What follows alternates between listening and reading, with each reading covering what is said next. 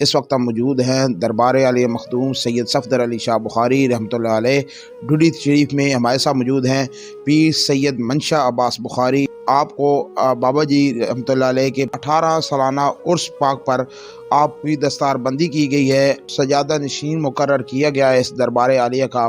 کیا یہ عظیم منصب سنبھال سکیں گے؟ اپنے بس کی بات نہیں ہوتی، صاحب مزار کا تصرف ہوتا ہے، ان کی نگاہ فیض ہوتی ہے، اس سے پھر یہ معاملات چل پڑتے ہیں۔ باقی یہ روحانی وارث قلندر سید بابا جان سید شاکر عزیر سرکار، آپ نے یہ آپ کے اندر کا جو خیال ہے وہ میرے کامل یقین کے مطابق وہ قلندر پاک رحمۃ اللہ علیہ کا ہی خیال ہے۔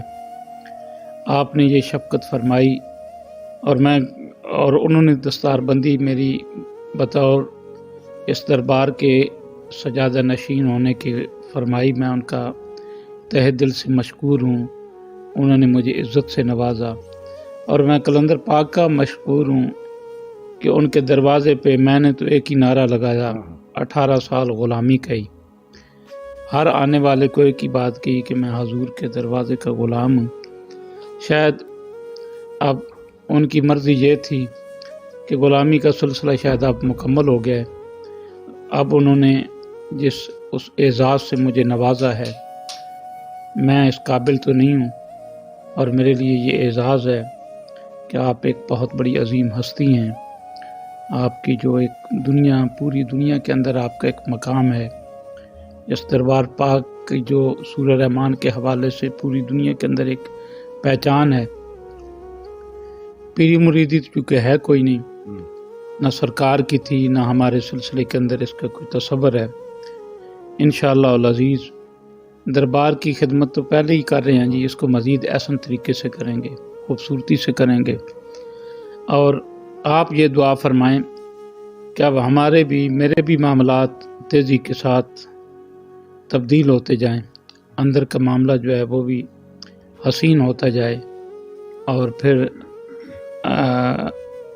جو کہ خواہش ایک ہی ہے کہ قبلہ بابا جان قلندر پاک رحمۃ اللہ علیہ کی دستار بندی ہوئی تو پھر ان کی دنیا بھی بدل گئی۔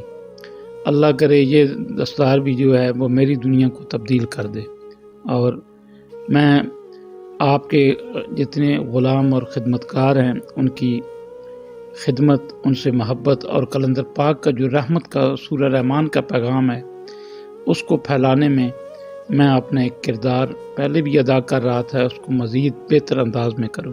للہ جانباز اور بالخصوص عطر عثمان صاحب کا میں مشکور ہوں۔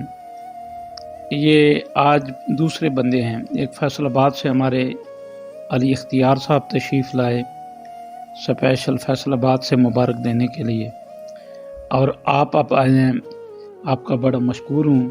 للہ جانباز نے اس دربار کے پیغام رحمت سورہ رحمان کو پھیلانے میں پہلے بھی ایک کلیدی کردار آپ کا رہا ہے، اور انشاءاللہ اب آپ پہ بھی ذمہ داری ہے کہ آپ بھی ہمارے ساتھ شانہ بشانہ چلیں، اور ہم اس جو آپ کی خدمات ہیں اس میں آپ اپنا ایک کردار انجام دیتے رہیں۔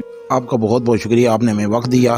اللہ تعالیٰ آپ کا سایہ ہمارے سروں پر تا دیر قائم رکھے، اور بابا جی کا فیض تا قیامت اللہ تعالیٰ جاری رکھے۔